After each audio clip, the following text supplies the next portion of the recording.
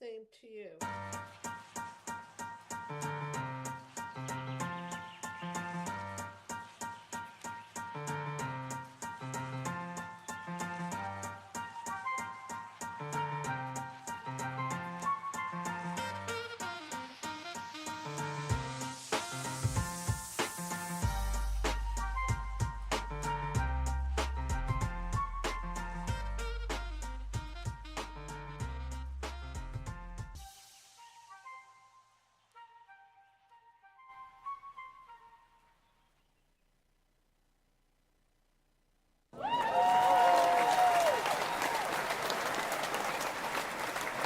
Hello, everyone. And thank you so much for being here, Dr. Judy, WTF, What the Freud. And the meaning of What the Freud is simply because Sigmund Freud, created a repetition principle theory. And I sort of play on those words because I notice that in life, we keep repeating things ad nauseum if we don't close the psychological file, heal our wounds of childhood, and evolve out of things that have kept us stuck for a long, long time. And one of the things that keep us stuck today is our addictions. And addictions are places that we go when we want to numb out. Addictions are the place we go when we want to, as I like to put it, fill the hole in the soul. And addictions are the place that we go whenever we want to actually connect. However, in tonight's discussion, we're going to be talking about the addiction to social media. And even though it seems like a connect, it is really not a connect. It's actually a disconnect. And this is a call-in show, everybody. 323-524-2599. And this is a very, very serious problem. I face this problem with myself as well. I notice that I tend to go into social media when I'm lonely, when I'm alone, when I'm bored, when I need stimulation. And I'm going to talk about my own personal experience with this, as I'm sure that it is not unsimilar to many people out there who are experiencing the same thing. So let me start by saying that when I get very tired, very bored, very lonely, my go-to addiction is social media. I try to go on social media to understand the news better and to learn from other professionals, whether they be doctors or sociologists or nutritionists or anybody that has anything intelligent to teach me. I like to eat that up. And even though it feels like a connection, which in some ways it is, because I am learning and I'm able to take some of the principles and pay it forward and put it into teachable context for my patients. In another way, it would be much healthier for and all of you to engage in life. And unfortunately, social media, whether it be Twitter, Facebook, any of those places that people go to, uh, it's so addicting. And the addictive quality, like a drug, feeds us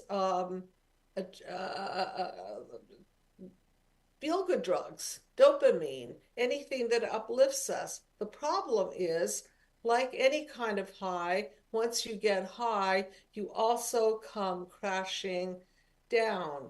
So today I'm going to mind map everything as I usually do. I would also like to hear from you, and I want to talk about one personal experience of mine, which really led me to do this show.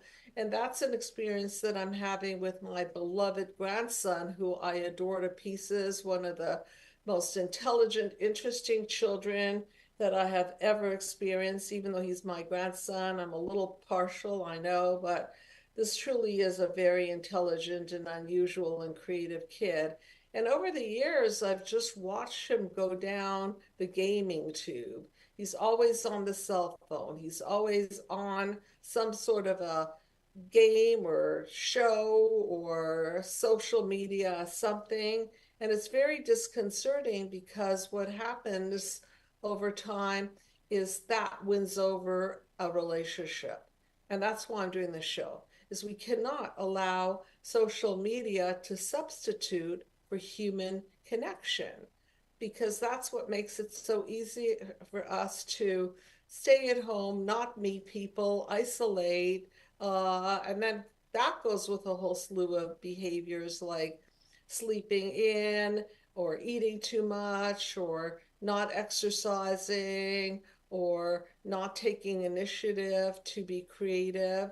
And basically, I look at social media when done wrong, and usually it is done overdone, meaning done wrong, as a soul sucker. Okay, so if you want all the life force sucked out of you by a screen, then you know what to do.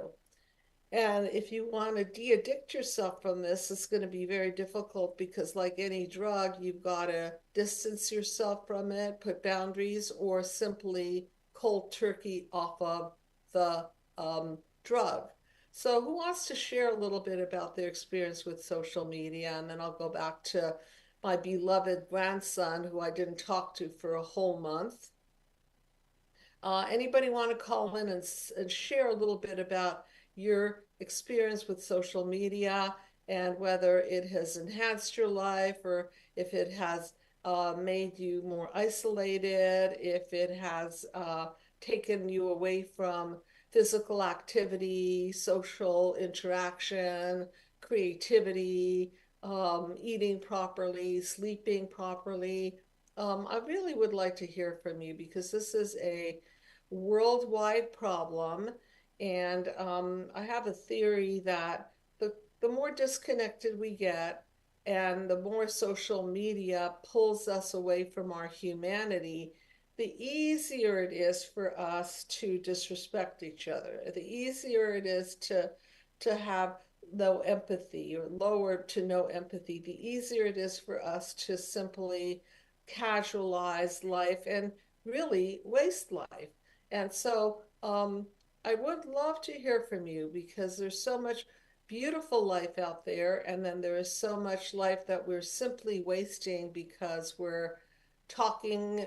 We're not even talking. We're just simply on posting or absorbing some story or on Twitter or on Instagram or something. How many hours people are doing this is actually, I haven't done the research on it, but okay, there's a question. Please go ahead. Someone is asking what role dopamine plays in social media addiction and how it can impact our emotional well-being.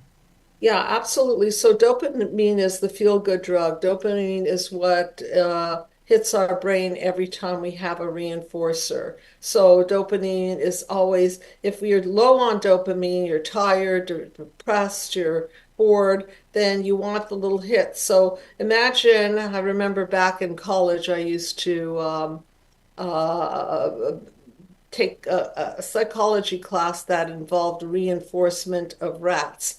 And every time we gave them a food pellet, it was a little bit of a dopamine hit. They got excited. So they would keep pressing on the lever and pressing on the lever, not only because they were hungry, but because they liked the stimulation.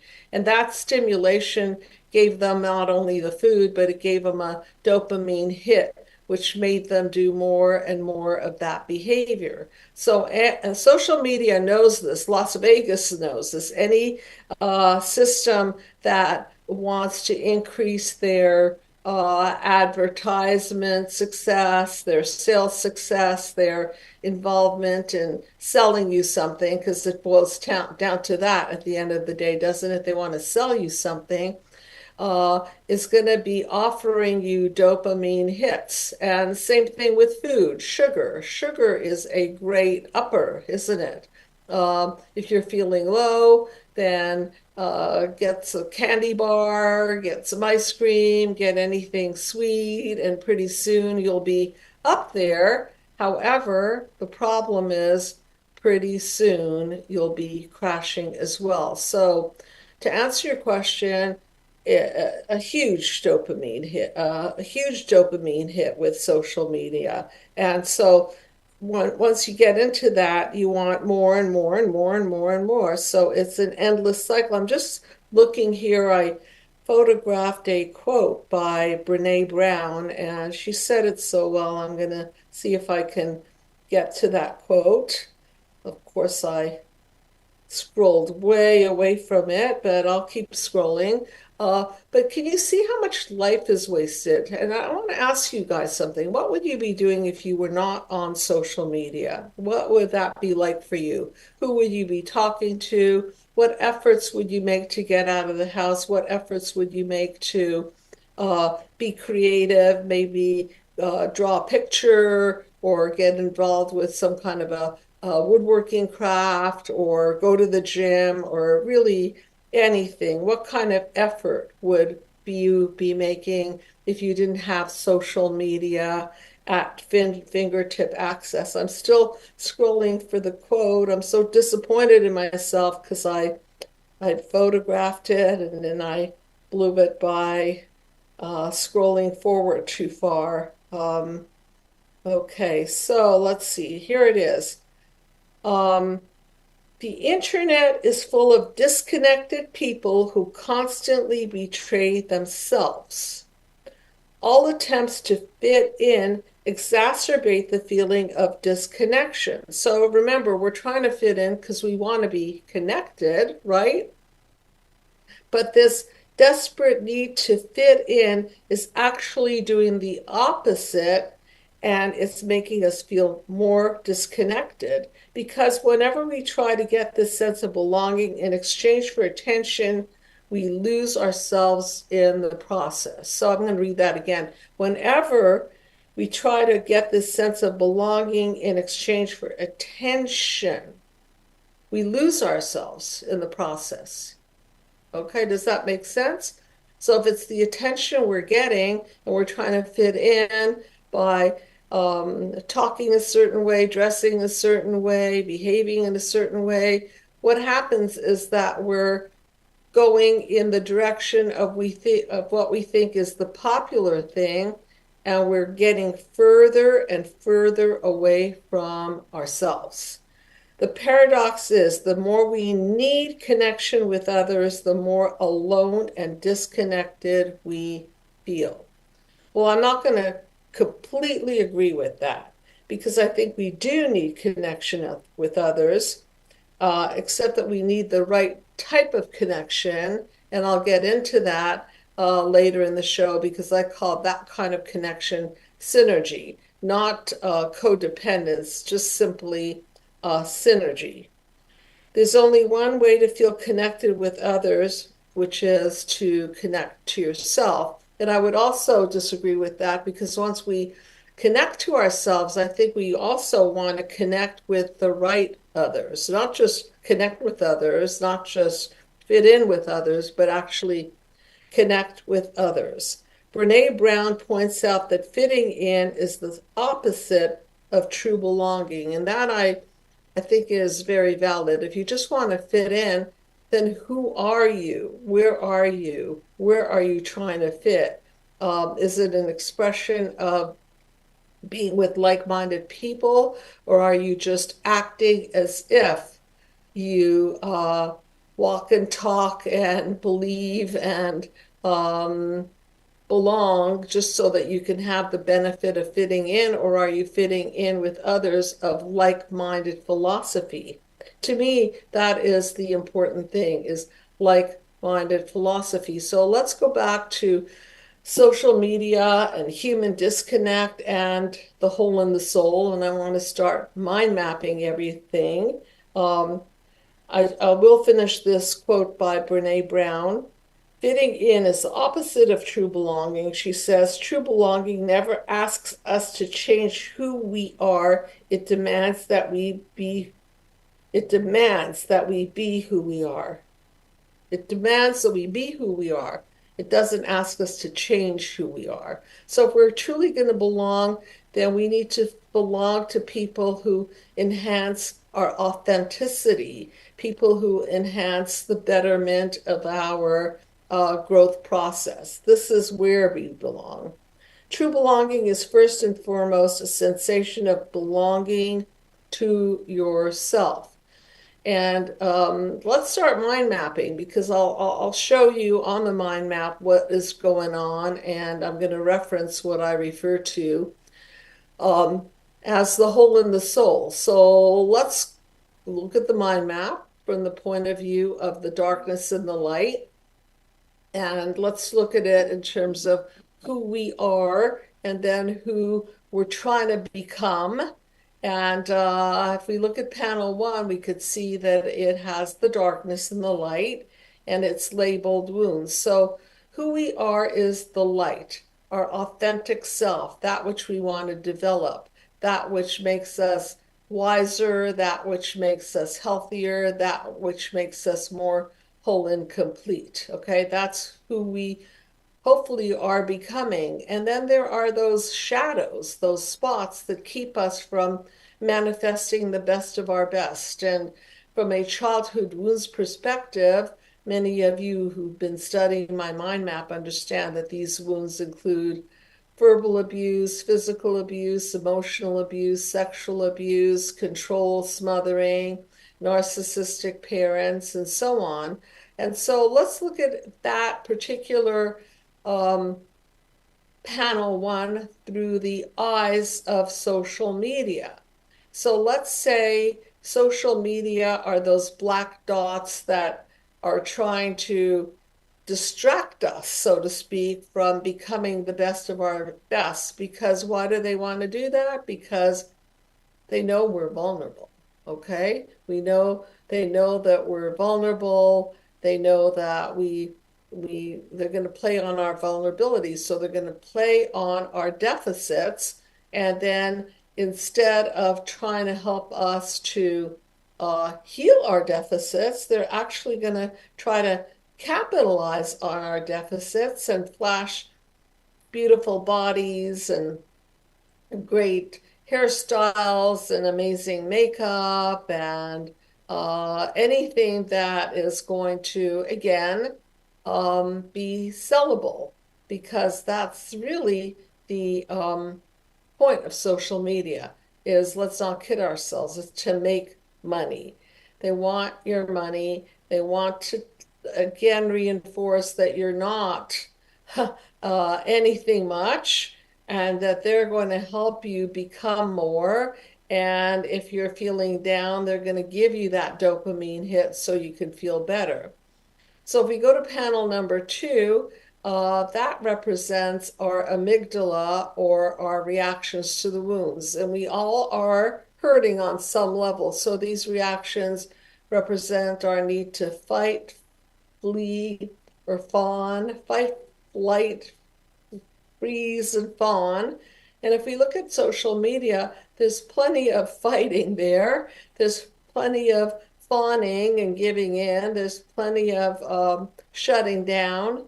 And so they're capitalizing on this part of your amygdala, your part of your brain that is needing to, again, have that dopamine hit. So if you're frozen, if you're agitated, if you're aggravated, isn't it nice to self-soothe? And what could be better to self-soothe with after a long day of obnoxious telephone calls and bills arriving and people not coming through for you, and people demanding things of you and things not going your way, than to just kick back in bed and fall into social media. If you could see panel number two, it's sort of like a metaphor for broken glass, for being agitated, for opening up that wound. And what could be better than to soothe the wound with something, whether it be ice cream, sugar, fast food, French fries, whatever it is. It all goes together. And I want people to understand that it's not just the social media, It's everything that goes with the social media, everything that goes with it, including the lifestyle of rotting in bed a lot, the lifestyle of not taking initiative and becoming more social and getting out of our comfort zone. So I want to go to panel number 3 because panel 3 is really where, thank you, panel 3 with the DNA strand. Yeah, there it is. So panel 3 is where everything gets encoded, and these encodings include our negative core beliefs about ourselves, negative core beliefs like we're not good enough, we're not smart enough, we're not pretty enough, we're not successful enough, we're not creative enough, we're not healthy enough, we're not wise enough. Okay, and this is where social media can really grab us by the throat and activate our wounds and negative core beliefs and offer us so-called easy solutions. Well, just walk this way. Remember that song, walk this way, talk this way, eat this way, be this way, think this way. Okay, so if you have certain negative core beliefs and they hurt you, core beliefs like the not enoughs and the undervalued, and core beliefs that have to do with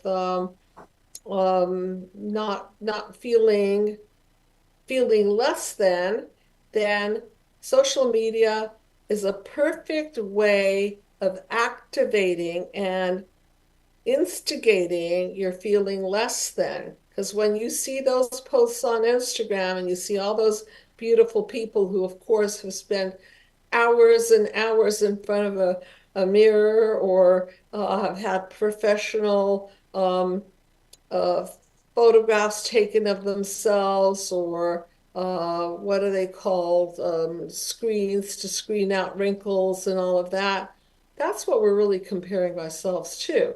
And so if you feel any of those core beliefs from childhood, if you've been verbally abused, if you've been ignored and abandoned, then those core beliefs of I'm not valuable, I'm not lovable, I'm not beautiful, I'm not intelligent are going to be at the surface of your core belief system. And these social media triggers, so to speak, are going to activate you, and then down the rabbit hole you go, trying to search and search and search for ways to make yourself thinner or make yourself healthier or make yourself smarter or make yourself feel better, anything.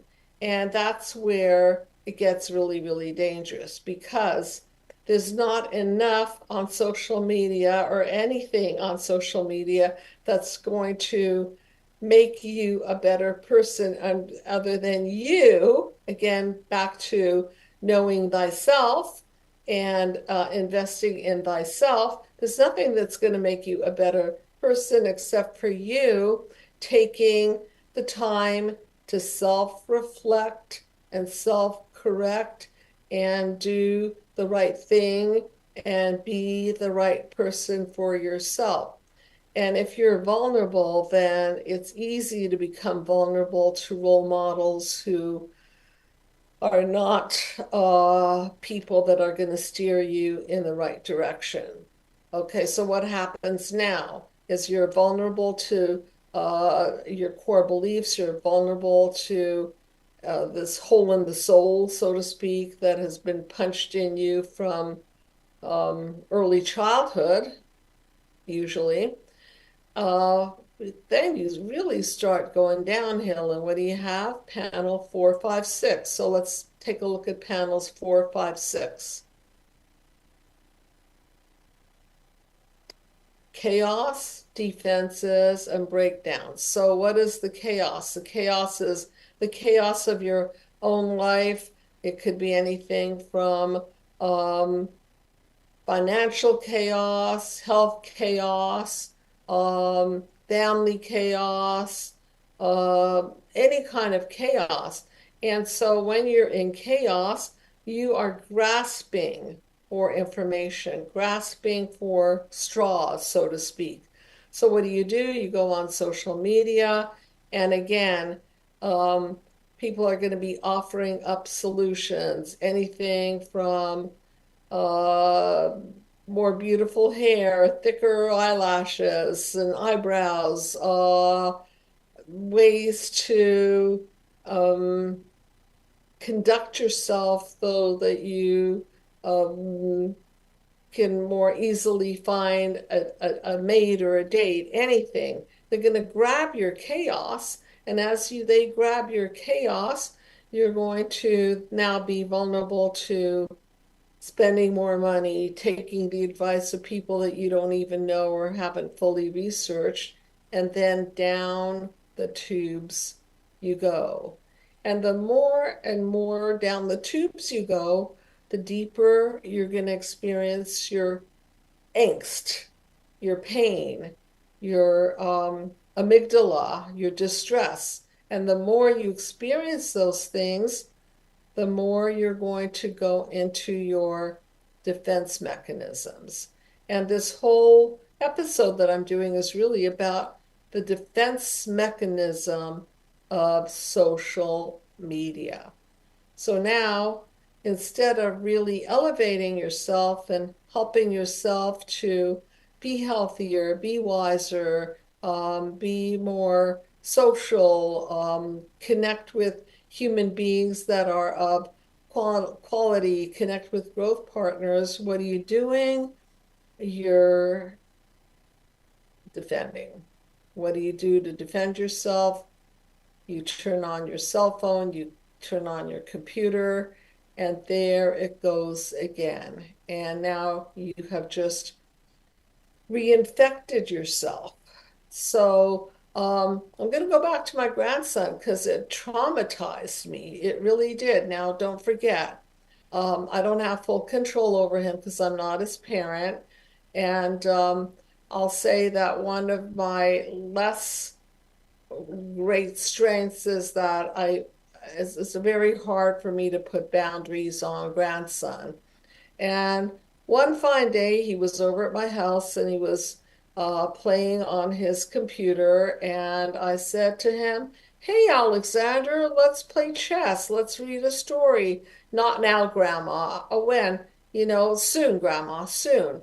"Alexander, let's go out. Maybe we can see a movie." "Grandma, not now." "Alexander, now it's 4 o'clock in the afternoon. Don't you want to go out with Grandma? We can grab some of your favorite sushi." "Yeah, yeah, not now. Grandma, not now." "Hey, Grandma, can you bring the sushi home so we can eat it together?" "No, Alexander, no, we can't do that because we got to get out of the house." "Not now, Grandma." Well, this went on and on. I'm not kidding you. It must have been over 15 hours on the cell phone. And I got really, really tired and I got really, really frustrated. And I tried to grab the cell phone from his hands. And I'm telling you, I've never seen a reaction from an 11-and-a-half-year-old kid like this. I've actually seen it on video, but not in person. He started swearing at me. He started grabbing and pushing and all kinds of things. And I had to call his daddy to take him. And we didn't talk for 1 month. 1 month. So, what does that tell you? This is a really great kid. This is a kid who, again, um, fun, humorous, intelligent. But what does this cell phone do? It offers him so much more dopamine than my silly story can. It offers him so much more drug than the game of chess. It offers him so much faster delivery. So this is what's so sad, and I'm sure some of you have experienced this, is that all of those good times of reading him books and playing games and Legos and drawing pictures and even having fun conversations, gone in substitute for, well, in his case, gaming and social media. So this is a big, big problem. So now I want to say a few things about if you are a parent. If you're a parent, please don't even start. Don't. Just, there are better things that your child can do with his or her time, or you with your child's time, than put a cell phone in the hands of your child.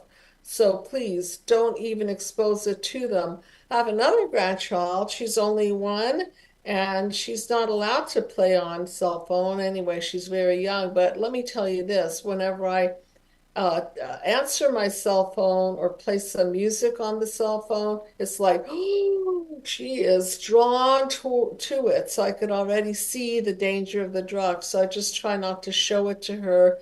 And if I do play a song for her uh, on my cell phone just to, have fun with music, I try not to let her see the picture, just to hear the music. So I've been profoundly influenced by this. I am working on myself so that I limit my cell phone usage. Um, Not to mention the fact that all of the rays, the harmful rays from your cell and your computer, are not doing you any good at all. There are many experts now who say not to hold the cell phone to your ear because of the radioactive material. It's not smart to put your computer on your stomach because it could be affecting your ovaries or your testicles. It could be messing up your reproductive system, or, who knows, giving you cancer. So, on all levels, this is a human tragedy, just a human tragedy. And I, as a person very, very interested in healing human disconnect, um, I'm going to speak up on this matter because it's too strong. It's not, I couldn't even control my grandson. He loves me very much. I love him very much. We've since spoken about it. It's still hard because a drug is a drug is a drug. I know you like to think of drugs as alcohol or cigarettes or different types of drugs, but this is just as much of a drug. Is there anybody else that would like to share their experience or ask a question? And of course, you know that I prefer call-ins, so please call in. Let's get on top of this disaster of human disconnect. It's a disaster. Okay, go ahead. Someone's asking if you think social media has changed the way people develop trust and intimacy in relationships, and kind of just whether it be like personal relationships or romantic ones. I think that's absolutely so because there's so much distorted view of what sexuality is supposed to look like, or, everything. First of all, on social media, everything looks cleaned up and in perfect form, right? And so we can't reach those ideals. So, of course, it's going to make us feel like maybe we don't look right, or maybe we're not doing it right, or maybe we're not saying it right, or maybe we're just not right. So, again, going back to being our authentic selves, what is sexuality at the core is a connection between two people who desire to be intimate because they have enough in common and enough reasons to create a synergistic relationship. Okay, in my view, a romantic connection is a place where you can really bare your soul, and where you can really trust the other person to be um, there with you in thick and thin, and have the maturity to talk things through and not just abandon each other. It takes a lot of integrity and a lot of, I think, wisdom to be in a right relationship. Anybody can be in a relationship, but the right relationship is supposed to be something evolving, something that has your back. So if you look at panel number 789, and that is where the paradigm shift happens and the healing and the balance occurs, you could see that there is no light when you merge yourself with social media. On the contrary, it saps your energy. It's like a narcissistic system. You and I talk a lot about narcissism. So what is narcissism? A system gone wrong where you feel drained and zapped, where somebody's getting the best of you, but you're not getting the best of you. And so social media is getting the best of you because you're giving your time, your attention, your money, your yourself over to social media. What are you getting in return? Maybe some knowledge and information, I'll grant that, but not really any interconnection because there's no relationship to a social media um, person. There's no other end of this that's going to relate to you. So one thing I do love about my show is that it is a call-in show. At least it's interactive, hopefully on some days more than others when people talk and engage and so on. But with social media, it's pretty much uh, a one-way street. So there's no growth, there's no synergy, there's no feeding of each other. And so it's a vampire system and not a light producing system. So there's not a lot of light in it. And so as your energy gets sapped, again, you need to go back and fill the hole in the soul over and over again. So it is self-perpetuating. It's not growth perpetuating, it's just perpetuating endlessly. So, I've done this. You crawl into bed and then you open up the social media, you start looking at Facebook, Instagram, this, that, and you're just scrolling and scrolling and scrolling. And have any one of you noticed how drained you feel after this? Have any one of you noticed how unnourished you feel? Have any one of you noticed how tired you get? Has anybody gotten a headache after scrolling for so many hours? Has anyone's moods changed after scrolling for so many hours? I certainly saw my grandson's mood change. That's not his authentic self. That's a child that's been vampired by drugs, specifically that dopamine that you were asking me earlier about, the dopamine hit over and over and over. And when you get a little bit of a dopamine hit, it's sort of like a spike and then it goes down. So you need a bigger hit to go back up. So you might even notice as you're scrolling, you want something even more dramatic or funnier or crazier or sicker or something. And then this affects our whole outlook on the world. We want something more sensational. And this is not a good thing. Let's produce more trauma. Let's produce more drama. Let's produce more chaos, also that we can get our fix, our dopamine fix, any way that we can.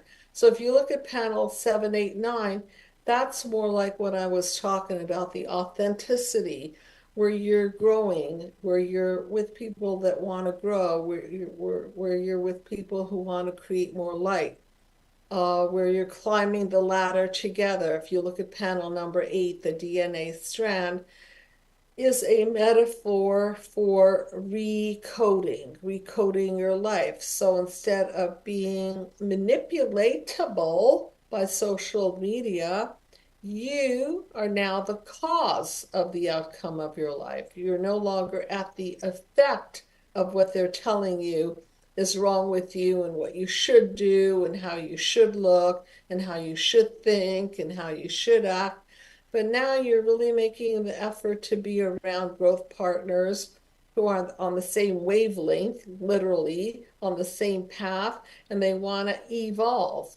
A couple of shows that I've done, and you can look them up on evolution and devolution, and shows that show how to properly encode yourself into health rather than allow other people to take you down into chaos defenses and eventually breakdowns. Because you could see that as much as my grandson was having fun, there was nothing good in what he was doing. We have an amazing relationship, and why would anyone put a machine, a computer, a cell phone, anything in front of a human being?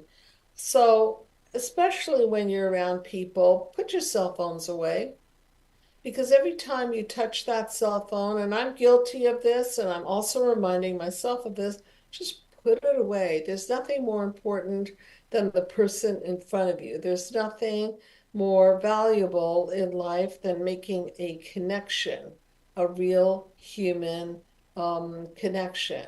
So for those of you who are in a relationship, who have children, put your cell phone away and prioritize your family members and see what that does to your connection. And if you're a parent, absolutely set boundaries, because if you don't set boundaries when they're little, uh, what I described with my grandson is going to happen. It's just a matter of time. So, does anybody want to ask questions, call in, comment? It's that serious of a problem. We have to keep on top of it.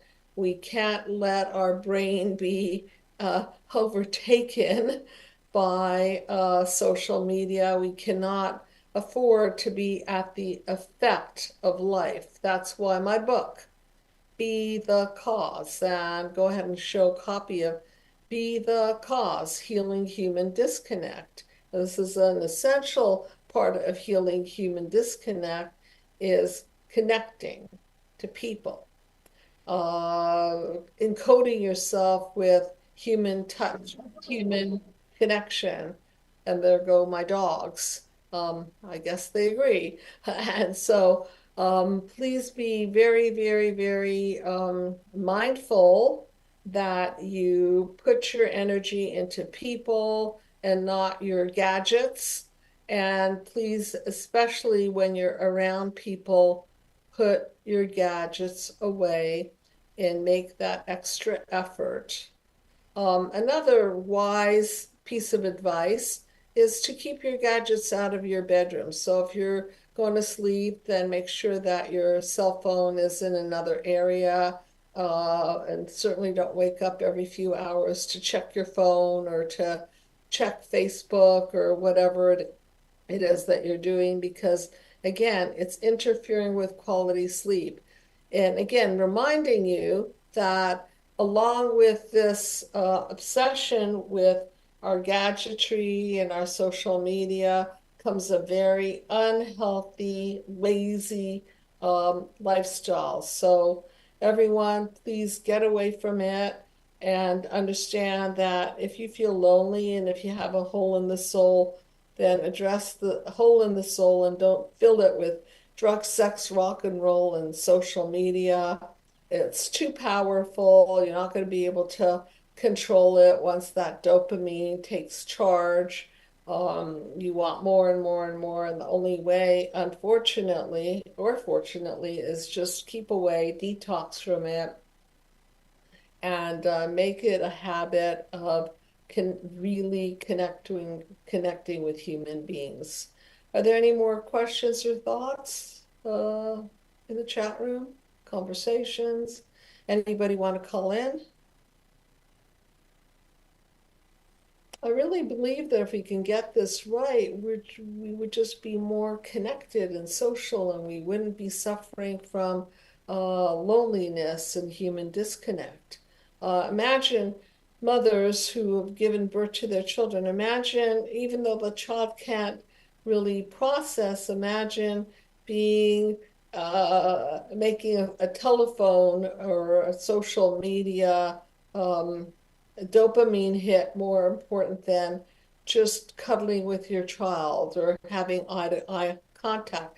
That's what's the problem. We don't have this eye-to-eye contact, and so we're substituting out these electronics. So I hope you've learned something today.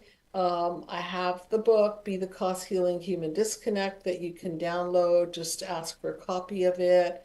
Also, please note that I have my video, Healing from Narcissistic Abuse. You can actually do it yourself if you want instead of um, uh, taking therapy. You can buy the video. It's up on my website, Psychological Healing Center. And if you have a picture of it, it's called Healing from Narcissistic Abuse. That's the first video I did. And then the second one is the next video. I don't know if you have a picture of it. Healing from Narcissistic Abuse. But it's up there. That's it. Thank you very much. That's the one. I worked very hard on it, and it's chock full of information, addresses the hole in the soul that people have not yet healed, and the importance of healing that hole in the soul so that you don't fill it with things like drugs, sex, and rock and roll, including social media. And if anyone would like to contact me or the team, please feel free to do so and be happy to discuss your individual situations so that I can get you the right help. So again, thank you very much, everyone, and I'll see you next time. Good night.